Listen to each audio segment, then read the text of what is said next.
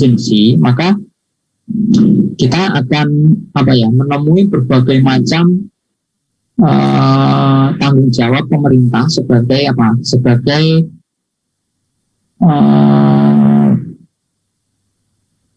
sebagai sumber daya terakhir, atau kalau dalam istilah kontingensinya itu adalah lender of the last resort. Jadi pemerintah itu punya kewajiban atau punya tanggung jawab untuk apa? Untuk menyediakan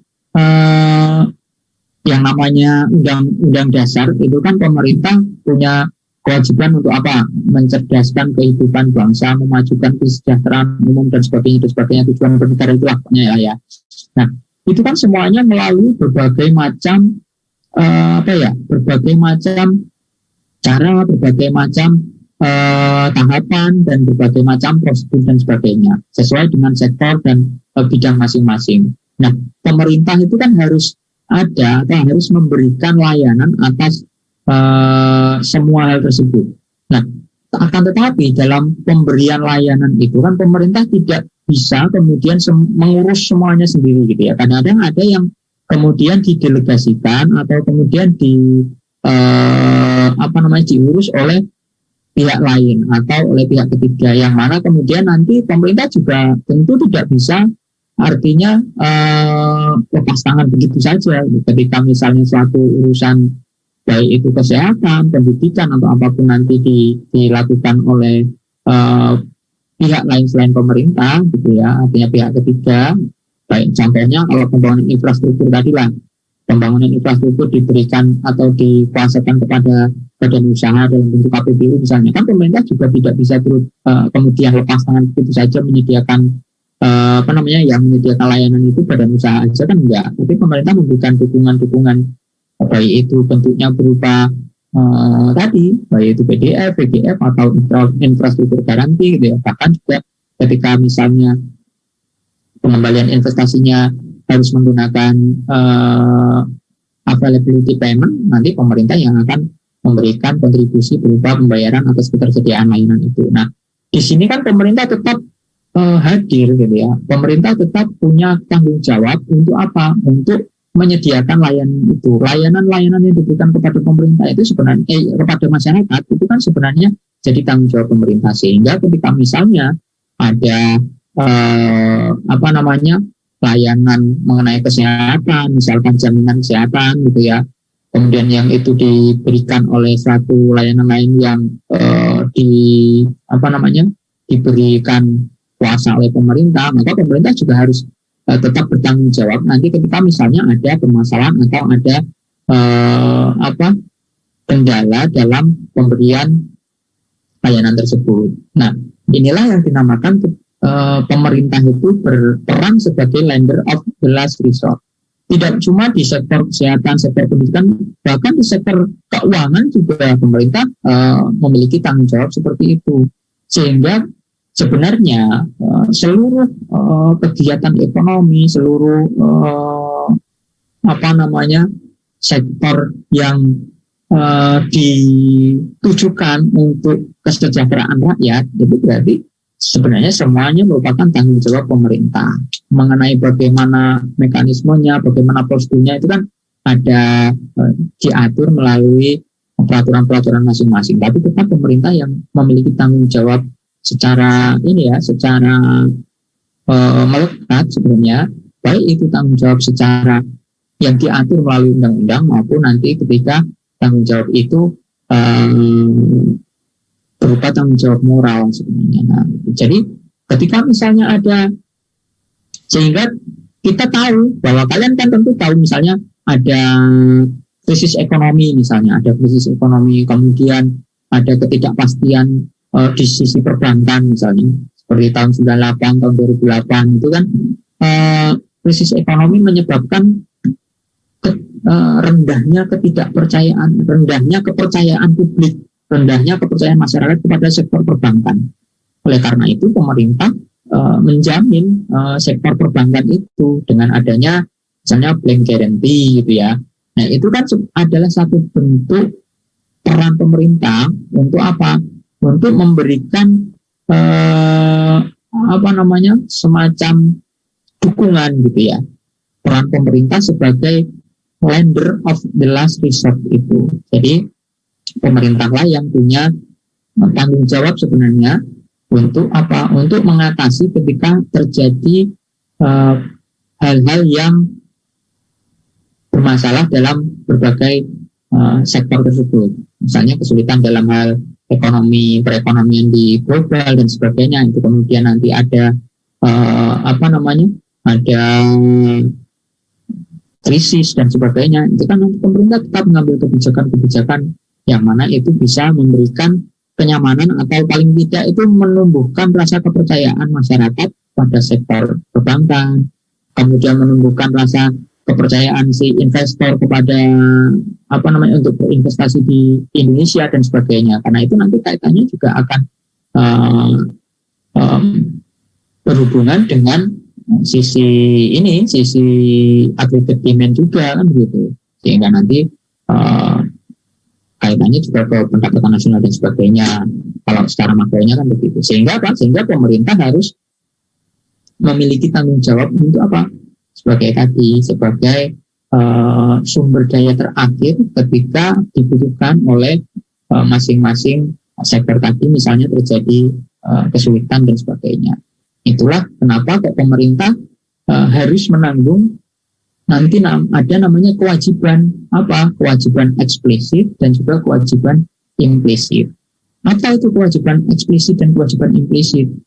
Kalau kewajiban eksplisit itu kewajiban yang memang kewajiban pemerintah, tapi dia itu sudah ditetapkan atau dia itu diatur dalam undang-undang atau diatur dalam kontrak, artinya aturannya itu sudah jelas gitu ya, bahwa pemerintah ini akan menanggung biaya ini, misalnya ya ketika misal pemerintah melakukan utang atau melakukan pinjaman atau kemudian misalnya ada BUMN yang melakukan pembangunan atas suatu infrastruktur, kemudian dia meminjam atau dibiayai dari investor luar negeri dan sebagainya, pokoknya dari investor gitu ya. Kemudian pemerintah menjamin itu melalui suatu kontrak kerjasama, KPBU penjaminan misalnya. Nah, itulah yang dinamakan kewajiban eksplisit. Artinya apa? Artinya dia memang sudah ditetapkan sesuai dengan aturan atau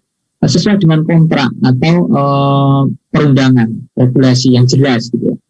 Tapi lain halnya dengan kewajiban yang namanya implisit. Kewajiban implisit itu artinya pemerintah itu punya kewajiban untuk tetap menjamin atau menyediakan jaminan atas misalnya terjadi default atau terjadi kegagalan dalam perbankan misalnya. Itu kan sebenarnya pemerintah tidak punya secara jelas bahwa pemerintah harus menjamin ini. Tapi kalau misalnya ada krisis ekonomi dan sebagainya, itu kan ada namanya blank garanti tadi. Jadi ketika kalian misalnya krisis ekonomi, uang kalian di bank itu kan akan tetap dijamin oleh LPS ya. Jadi sampai berapa sekarang ininya totalnya? 2 miliar kalau nggak salah ya. Jadi uang nasabah yang ada di bank itu akan dijamin oleh LPS bahwa itu tidak akan hilang. Jadi ketika Anda menabung di bank, misalnya ketika banknya itu kolaps dan sebagainya, maka itu uang Anda itu nggak akan hilang. Nah, itu kan sebenarnya adalah kewajiban pemerintah untuk apa? Untuk memberikan kenyamanan atau memberikan rasa kepercayaan dari nasabah, dari masyarakat untuk menabung di bank itu kan gitu. Jadi kalau yang eksplisit itu sudah jelas diatur gitu ya, diatur baik itu melalui regulasi, melalui undang-undang atau melalui kontrak dan melalui perjanjian dan sebagainya. Tapi kalau yang implisit itu dia merupakan kewajiban yang sifatnya itu beban moral pemerintah. Jadi dia lebih kepada beban moral atau berupa tekanan dari publik gitu ya. Jadi kalau misalkan krisis, misalkan ada ekonomi dan sebagainya, itu kan siapa yang menjamin? Kan pemerintah seharusnya yang menjamin ya banknya masing-masing, orang mereka menjamin menabung di bank masing-masing. Tapi pemerintah dalam hal ini tadi ketika kita tarik akarnya tadi bahwa pemerintah itu sebagai lender of the last resort, maka ketika misalnya ada kegagalan perbankan, kegagalan sistem perbankan dan sebagainya, maka pemerintah lah yang juga ikut hadir gitu ya, ikut memberikan memberikan kewajiban atau menjadi lender of last resort atas misalnya krisis yang terjadi. Nah, sehingga itulah kenapa ada yang namanya kewajiban pemerintah yang sifatnya eksplisit ataupun implisit. Nah, dari sini maka kalian juga bisa membedakan nanti yang eksplisit itu bahwa diatur secara jelas gitu ya, oleh perjanjian, oleh kontrak, atau oleh undang-undang. Nah, kalau yang implisit itu berarti yang berdasarkan sifatnya itu berdasarkan kewajiban moral saja dari pemerintah. Misalkan ada bencana alam, kemudian ada gempa bumi misalkan, kemudian ada longsor atau sebagainya. Nah, pemerintah itu kan punya kewajiban untuk apa? Untuk menyediakan sarana atau menyediakan infrastruktur yang rusak oleh bencana itu untuk masyarakat kan begitu. Nah, itu yang namanya kewajiban moral kan sebenarnya begitu. Jika misalnya ada lapindo gitu ya, lapindo lumpur lapindo itu, nah pemerintah kan harus menyediakan rumah atau menyediakan lahan atau lokasi untuk relokasi si masyarakat yang terkena dampak lapindo itu. Nah, itu sebenarnya adalah, padahal kan secara ini sebenarnya kan pemerintah itu tanggung jawabnya si siapa itu? Kalau yang lapindo itu seharusnya Lapindo Brantas ya, yang perusahaannya itu. Tapi karena di sini ya merupakan pemberian layanan yang sifatnya dasar pada masyarakat, maka pemerintah juga harus ikut berperan sebagai lender of last resort untuk hadir memberikan jaminan atau memberikan kewajiban kepada masyarakat. Nah, ini yang dimaksud dengan kewajiban eksplisit dan juga implisit. Kemudian nanti juga ada yang namanya itu kewajiban langsung, ya, kewajiban langsung. Kemudian ada juga nanti yang namanya itu kewajiban kontingen. Nah, tadi ada yang namanya kewajiban implisit dan ada yang namanya kewajiban eksplisit. Ada juga nanti ada yang namanya kewajiban langsung dan juga kewajiban kontingen, ya. Kalau kewajiban langsung itu apa? Kalau kewajiban langsung itu berarti dia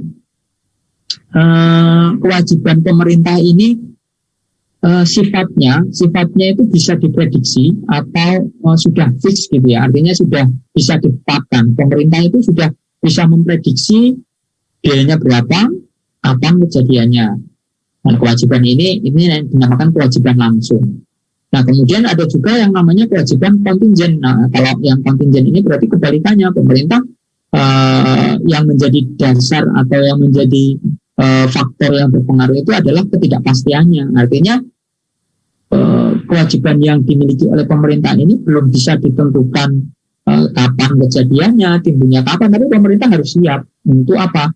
Untuk ketika sewaktu-waktu dibutuhkan untuk memenuhi kewajiban itu, maka pemerintah harus siap untuk menyediakan atau memenuhi kewajiban tersebut. Itu yang namanya kewajiban kontingensi. Kalau kewajiban langsung itu dia sifatnya itu bisa diprediksi oleh pemerintah dan nilainya sudah pasti gitu ya, nilainya sudah bisa ditetapkan gitu. Nah, kalau yang kewajiban kontingen ini dia sifatnya belum tentu, artinya tidak tentu, Pak. Artinya pemerintah belum pasti menanggung kewajiban itu, bisa menanggungnya.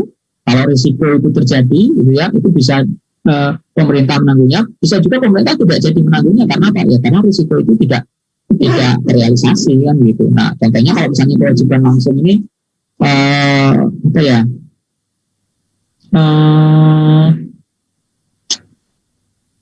utang pemerintah itu masuk kewajiban langsung. Kan pembayaran atas pokok bunga itu sudah ditentukan, bisa ditentukan secara pasti oleh pemerintah. Nilainya segini, ininya sekian, kemudian dalam tahun ini proyeksinya sekian dan sebagainya. Apalagi untuk yang utang-utang yang sifatnya bunganya tetap gitu ya. Kalau untuk yang bunga bunga variabel pun kan sudah ada spare-nya kira-kira sekian. ditetapkan dalam APBN gitu ya. Itu termasuk berarti dia kalau pokok pembayaran pokok bunga pinjaman itu berarti dia pokok bunga utang itu berarti dia masuk kewajiban eksplisit dan juga masuk kewajiban langsung. Kewajiban eksplisit karena dia sudah ditetapkan dalam undang-undang APBN dan dia sudah ditetapkan oleh pemerintah berdasarkan ketetapan regulasi. Itu berarti kan kewajiban eksplisit. Kemudian nanti ada juga nanti yang dia sifatnya itu bisa diprediksi. Utang pemerintah tadi kan juga bisa diprediksi sehingga dia juga masuk tergolong dalam kewajiban langsung. Nah itu contohnya kalau utang pemerintah. Kalau yang kewajiban kontingen ya tentu penjaminan terhadap badan usaha atau sektor swasta itu masuk ke ke kewajiban kontingen. Artinya pemerintah kan hanya kan menyiapkan gitu ya, tapi kan tidak pasti, belum tentu swasta itu kemudian akan terjadi default pada saat prakteknya atau pelaksanaannya kan begitu, sehingga pemerintah hanya menjadi pihak yang mempersiapkan atas ketika nanti terjadi default atas hal yang dijamin oleh pemerintah itu, misalnya oleh badan usaha atau oleh BUMN misalnya. Ketika BUMN melakukan pinjaman kepada investor, nah maka pemerintah ini punya kewajiban kontingensi karena pemerintah berperan sebagai penjamin atas pinjaman yang sifatnya non sovereign, tapi dia kan masih BUMN kan masih dalam lingkup kekayaan keuangan negara kan begitu ya. Nah itu contoh kewajiban kontingensi. Bisa juga kalau yang kewajiban implisit, artinya dia merupakan beban atau itu biasanya kalau seperti asuransi, kalau di Indonesia nih, kalau di Indonesia itu semacam layanan kesehatan gitu ya, layanan kesehatan, asuransi kesehatan, jaminan kesehatan gitu lah. Kalau di negara maju itu kalau jaminan sosial itu mereka sudah jadi suatu kewajiban eksplisit bahwa pemerintah yang akan menanggung sosial si masyarakatnya. Kalau di negara maju itu begitu, mereka sudah kewajiban sosial itu menjadi kewajiban eksplisit gitu ya, kewajiban yang ditetapkan di peraturan secara jelas bahwa kalau jadi misalnya kalau di luar negeri, di negara-negara maju kayak di Eropa, di Amerika gitu, mungkin orang nganggur itu malah dia dapat masih punya penghasilan gitu, orang nganggur gitu ya, karena mereka punya jaminan sosial dari pemerintah. Tapi kalau di Indonesia, kalau orang nganggur mau dapat penghasilan ya nanti malah di Indonesia semuanya pada nganggur, nggak ada yang mau kerja, nganggur aja dapat penghasilan gitu. Kalau di Indonesia ya sebenarnya pengennya nggak begitu, tapi kan di Indonesia masih belum mampu lah, kalau levelnya belum bisa mencapai seperti itu, sehingga untuk layanan kesehatan dan sebagainya, seperti jaminan kesehatan sebagainya itu masih berbentuk kewajiban implisit. Artinya itu layanannya disediakan oleh pihak lain, melalui kalau kita kan ada namanya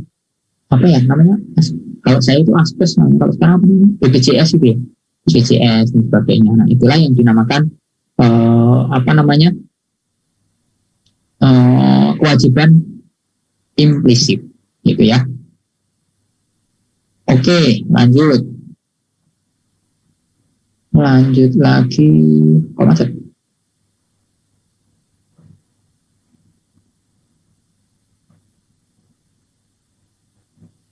Bisa gerak lagi? Bisa gerak nggak? Bisa Pak. Nah, contohnya, kalau ini contohnya ini susah banget. Nanti coba saya carikan contoh yang lebih yang lebih gampang dimengerti lah. Nanti sambil saya lihat file saya. Kalau ini kewajiban yang sesuai waktu dan jumlahnya, ini kan kewajiban yang eksplisit tadi kan, kemudian yang langsung dan sebagainya. Saya itu punya tabel yang lebih sederhana, yang lebih gampang gitu. Coba nanti saya carikan. Intinya seperti tadi, bahwa kalau eksplisit itu artinya sudah mendapatkan kewajiban itu tercantum dalam suatu perjanjian atau kontrak atau undang-undang yang jelas gitu ya, yang diatur dengan pasti. Kalau yang implisit itu berupa kewajiban moral atau berupa ketika misalnya ada tekanan publik dan sebagainya, bank senturi dan sebagainya, itu kan sebenarnya adalah kewajiban implisit yang ditanggung oleh pemerintah, blank garanti dan sebagainya. Nah, kemudian kalau nanti ada juga yang kewajiban langsung, kemudian ada juga kewajiban kontingensi. Kewajiban langsung itu berarti dia nilainya dapat diprediksi, artinya dapat ditentukan oleh pemerintah karena tadi sudah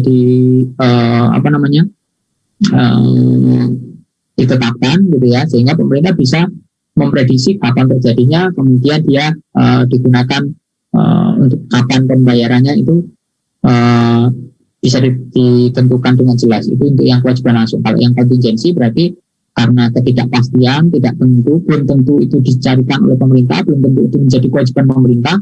Nah, itu namanya kewajiban kontingensi. Artinya dia masih sifatnya itu belum pasti. Nah, kemudian ketika berbicara mengenai kewajiban kontingen, tentu kita akan menghadapi namanya risiko gitu ya. Ada namanya risiko. Nah, risiko apa yang ditanggung oleh pemerintah kalau ketika ini kaitannya konteksnya adalah APBN gitu ya. Konteksnya adalah pengelolaan keuangan negara. Tentu risikonya adalah risiko yang terkait dengan keuangan negara gitu ya, risiko keuangan.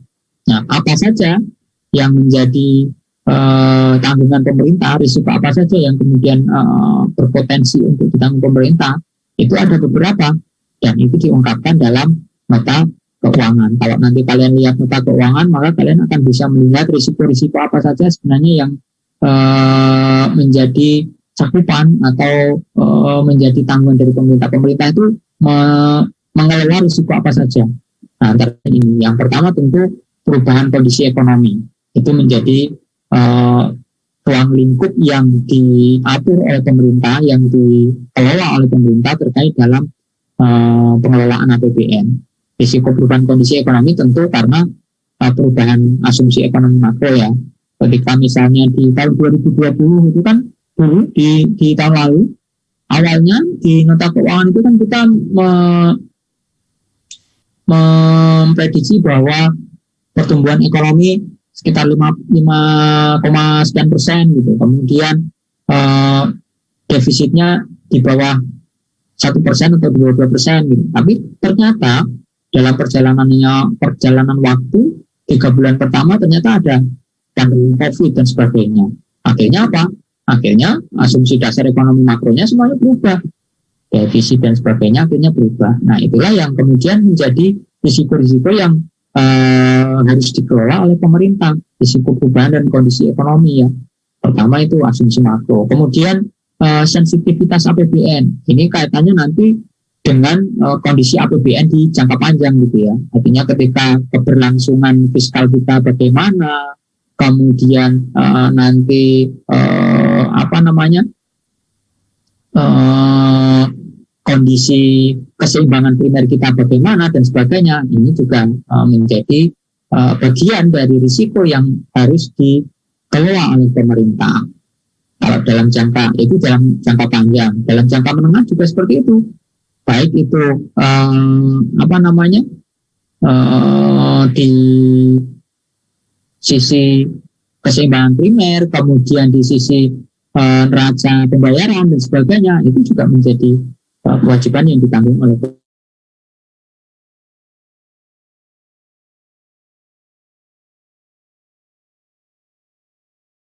pada sisi pendapatan. Artinya bagaimana ketika akan pendapatan sekian, kemudian ternyata tidak memenuhi target, nah maka pemerintah harus mengelolanya. Bagaimana kemudian antisipasi yang digunakan, mitigasi risiko yang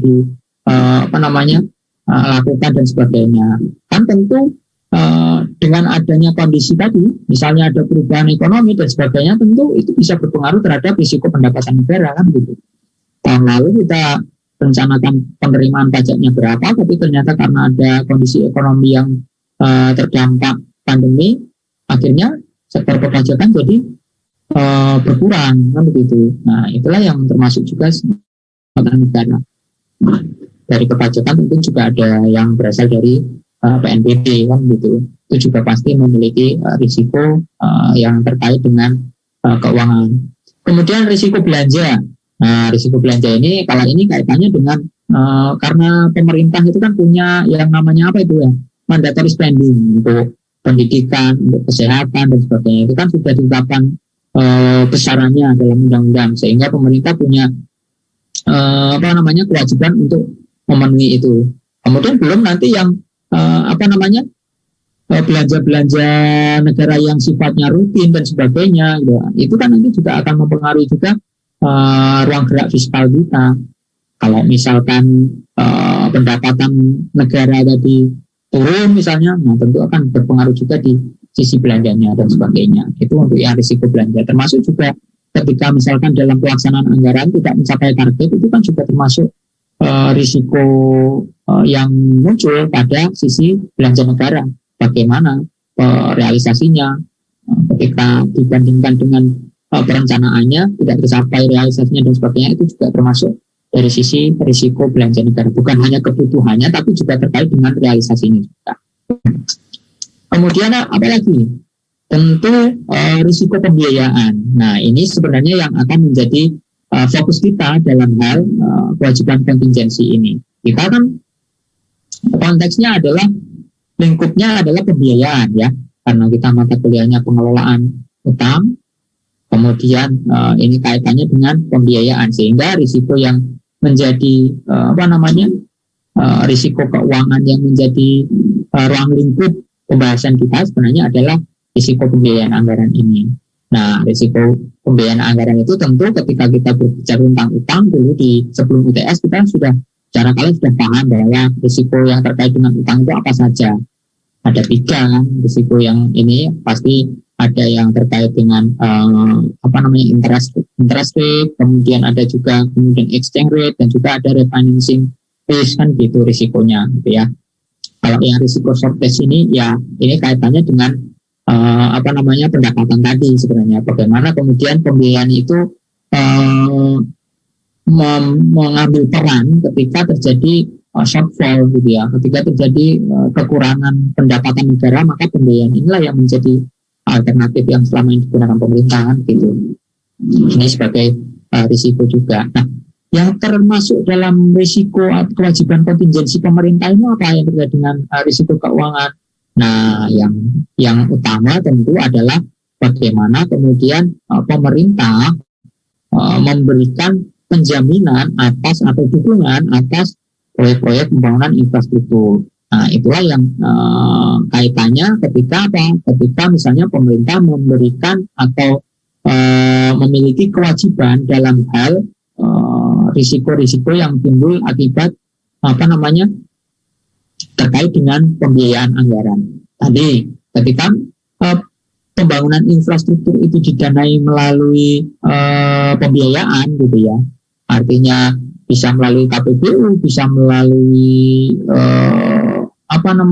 BUMN, bisa melalui pinjaman langsung gitu ya, direct lending, penugasan kepada daerah misalnya atau kepada BUMN dan sebagainya. Itu tentu pemerintah juga harus memberikan jaminan atas pembangunan proyek infrastruktur tersebut. Nah, dalam hal ini maka pemerintah punya peran untuk menyediakan atau menjamin atau bertanggung jawab atas kewajiban kontingensi tersebut dalam hal penyediaan atau risiko yang mungkin timbul atas risiko pembiayaan anggaran. Contohnya misalnya apa? Kewajiban kontingensi pemerintah terkait dengan pembiayaan anggaran ini apa? Ada terkait dengan penjaminan infrastruktur. Kemudian nanti juga ada, kalau di nota keuangan 2021 itu ada yang dari infrastruktur, kemudian ada yang dalam rangka pemulihan ekonomi gitu ya. Kemudian ada juga dalam rangka penugasan BUMN. Ada tiga besar lah yang menjadi kewajiban penjaminan pemerintah itu. Di nota keuangan 2021 nanti kalian bisa melihat infrastruktur, kemudian pemulihan ekonomi, PEN gitu ya. Kemudian ada juga penugasan BUMN. Nah, itulah yang menjadi kewajiban kewajiban penjaminan pemerintah dalam APBN 2021. Isinya apa saja? Isinya kalian bisa lihat di sini. Ada proyek penyediaan kelistrikan gitu ya. FTP itu proyek tenaga listrik fast track program kalau nggak salah. Itu penyediaan sarana dan prasarana ketenaga listrikan. Ini sejak zamannya Presiden Pak SBY dulu prosesnya.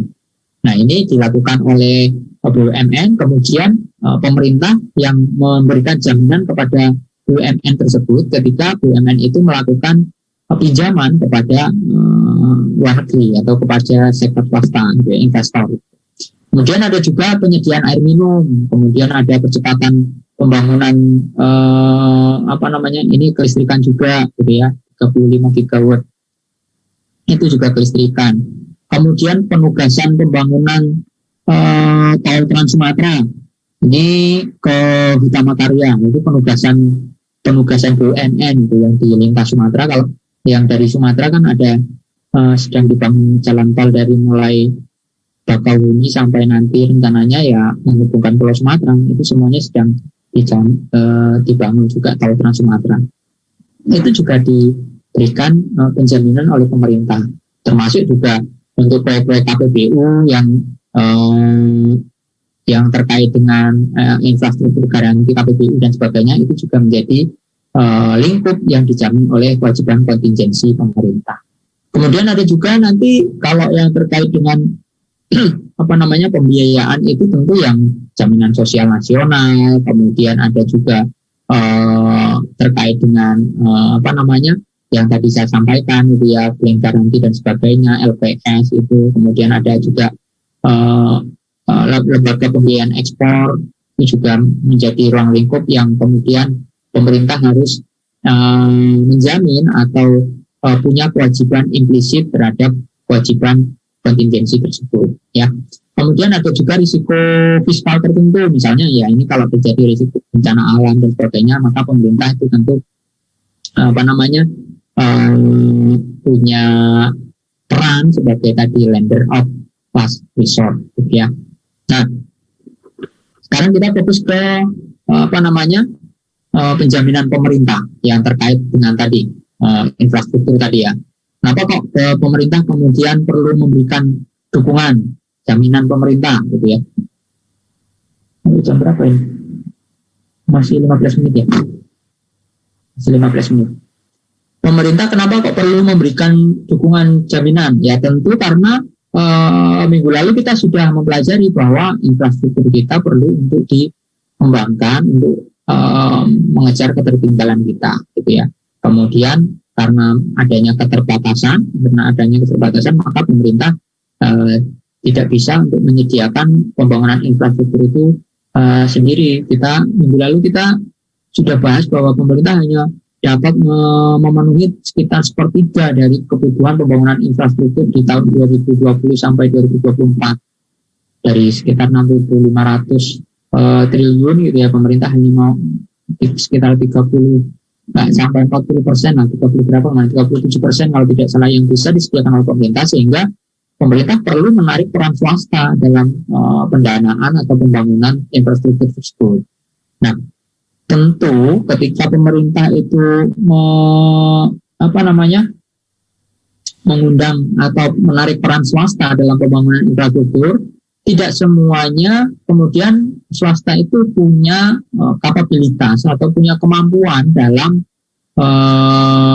pembangunan tersebut. Artinya di sisi pendanaannya gitu ya, sehingga mereka butuh dukungan dari pemerintah, baik itu berupa misalnya ketika sektor swasta butuh modal untuk mengajukan pinjaman kepada perbankan dan sebagainya, itu mereka butuh backup gitu, artinya penjamin gitu. Misalnya kalau petani lah atau masyarakat itu mau ngajuin pinjaman ke bank misalnya, kalau untuk usaha gitu, kan mereka butuh sesuatu yang bisa dijaminkan kan gitu ya. Kalau kayak kredit usaha rakyat dan sebagainya, itulah yang kecil-kecilan aja lah. Itu kan mereka juga perlu suatu hal yang diagungkan atau dijaminkan yang bisa menjamin bahwa mereka itu bankable, artinya mereka layak untuk dibiayai oleh perbankan ini. Nah, kan gitu. Nah, dalam hal ini ketika sektor swasta tadi tidak punya atau memiliki keterbatasan dalam sisi pendanaan, kemudian isunya adalah isu bankability, misalnya mereka kurang layak secara di sektor perbankan aksesnya dan sebagainya, maka pemerintah butuh memberikan dukungan, sehingga KPBU itu muncullah ada semacam PGF, ada penjaminan dan sebagainya. Kemudian ada pengembalian investasinya berupa liability payment, masuk juga, itu juga menjadi salah satu dukungan pemerintah juga gitu. Nah, itulah kenapa kok kemudian pemerintah harus memberikan penjaminan dalam proyek-proyek infrastruktur itu. Kan seharusnya pemerintah yang menyediakan infrastruktur ini, tapi kemudian menarik peran swasta untuk membangun supaya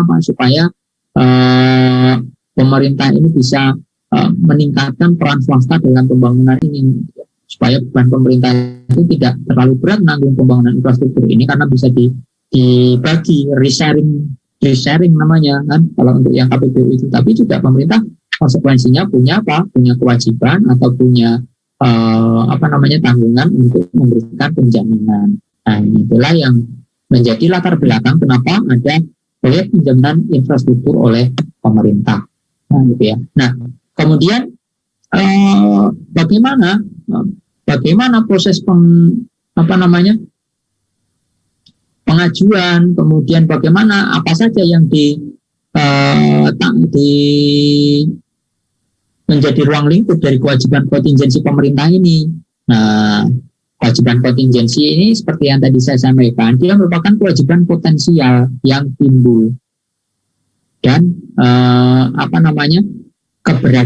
keberadaannya itu tergantung oleh keterjadian di masa depan, ya. Jadi belum pasti, kejadiannya itu belum pasti, tapi bisa juga tidak terjadi di masa depan itu, sehingga itu yang namanya tadi kewajiban kontingensi. Kalau yang bisa diprediksi berapa, kemudian kapan jadinya, tadi namanya kewajiban langsung. Nah, kalau terkait dengan kewajiban kontingensi yang dikelola oleh pemerintah ini, terkait dengan kewajiban pembiayaan, tentu tadi di slide sebelumnya tadi sudah ada juga ya, terkait dengan jaminan pemerintah untuk pembangunan infrastruktur, ya. Kemudian ada juga jaminan sosial, ada juga kemudian kewajiban kontingen untuk lembaga keuangan tertentu, bisa berupa PII, bisa berupa LPS, bisa juga untuk LPI dan sebagainya. Nah, bagaimana pengungkapan kewajiban kontingensi KPBU dalam nota keuangan? Nah, kalau di nota keuangan, kalau kalian baca di nota keuangan, itu tidak disebutkan secara kuantitatif, artinya nggak disebutkan berapa nilainya gitu, tapi diungkapkan secara kualitatif bahwa pemerintah akan memberikan penjaminan terhadap proyek KPBU itu, baik itu bersama dengan BUPI ataupun pemerintah memberikan jaminan secara langsung gitu ya. Artinya jaminannya itu diberikan oleh pemerintah, kan tidak bersama dengan BUPI gitu. Itu diungkapkan di nota keuangan. Nah, kalau untuk bagaimana kemudian penentuan nilai atau jumlah atau alokasi kewajiban penjaminannya, itu dilihat dari kemungkinan defaultnya setiap tahun, kemudian nanti juga dilihat juga exposure-nya, artinya berapa yang nilai yang kemudian akan menjadi tanggungan pemerintah itu. Nah, nanti kemudian dikalikan dengan probability of default-nya. Jadi ada kalau di DJPPR itu dalam proses penentuan alokasi kewajiban kontingensi ini, saya nggak tahu kemarin kayaknya ada yang mau membahas tentang kewajiban kontingensi ini. Saya lupa tapi siapa, kemudian masuk kelas mana gitu. Kalau nggak salah ada satu orang pilihan saya yang mau membahas tentang kewajiban kontingensi ini. Nah, terkait dengan kewajiban kontingensi ini berarti nanti dilihat bagaimana kemudian posisi kredit rating kita bagaimana, kemudian nanti akan dari kredit rating dan sebagainya itu akan diketahui berapa kemungkinan kalau misalnya terjadi defaultnya, probability of defaultnya itu bagaimana. Kalau misalkan kredit rating kita itu rendah gitu ya, berarti kan kita probability defaultnya tinggi gitu ya. Artinya ketika misalnya kredit rating kita itu lemah gitu ya, maka oleh lembaga pemerintah atau lembaga pemberi peringkat rating itu, maka kita dianggap bahwa kita itu berisiko untuk terjadinya default gitu, atau ekonomi kita, perbankan kita misalnya, atau kondisi ekonomi di negara kita itu rentan, sehingga probability of default tahunannya itu mungkin lebih tinggi ketika kredit rating kita rendah. Nah, itu contoh keterkaitannya. Nah, kemudian nanti akan dihitung juga berapa exposure-nya. Artinya misalnya yang menjadi kewajiban atau yang akan kita tanggung dalam kewajiban kontingensi itu berapa. Kemudian nanti dihitung. Nanti juga digunakan juga diperhatikan juga kursnya, nilai tukarnya juga diperhatikan. Nanti kalau misalnya penjaminan atau pinjaman yang ditanggung oleh pemerintah, kewajiban kontingensi itu nilainya dalam mata uang falas misalnya, nanti kan berarti itu harus dinilai juga dalam bentuk rupiahnya berapa. Nah, nanti kemudian akan dianggarkan menjadi kewajiban penjaminan pemerintah yang nanti dikelola dalam sistem namanya rekening dana cadangan penjaminan pemerintah. Nah, itu dialah yang sekilas gambaran mengenai kewajiban kontingensi pemerintah. Jadi yang pertama tentu kalian harus memahami bahwa pemerintah ini merupakan lender of last resort. Artinya pemerintah lah yang punya kewajiban untuk apa? Untuk berperan ketika misalnya terjadi ketidakpastian, terjadi krisis dan sebagainya dalam perekonomian, maka pemerintah lah yang bertanggung jawab atas sektor-sektor yang memerlukan backup pada sisi keuangan tadi, baik dari sisi keuangan maupun sisi ekonominya. Nah, dari situ maka muncullah kewajiban-kewajiban pemerintah, baik itu nanti ada namanya kewajiban eksplisit, kewajiban implisit, kewajiban langsung, dan kontingensi tadi. Kalau terkait dengan yang kita pelajari minggu lalu, misalnya pembangunan infrastruktur dan sebagainya, itu berarti nanti masuk ke dalam kategori yang terkait dengan risiko pembiayaan. Artinya pemerintah menyediakan kewajiban terkait dengan risiko pembiayaan anggaran, terkait dengan pembiayaan infrastruktur dan sebagainya. Itu kira-kira yang bisa saya sampaikan, saudara-saudara. Kalau ada yang mau ditanyakan sambil saya ngisi portal dulu biar nggak lupa, silakan kalau ada yang ingin ditanyakan. Nanti teman-temannya bisa menjawab, nggak harus saya yang jawab. Yuk, silakan. Sambil saya carikan ini yang paling gampang.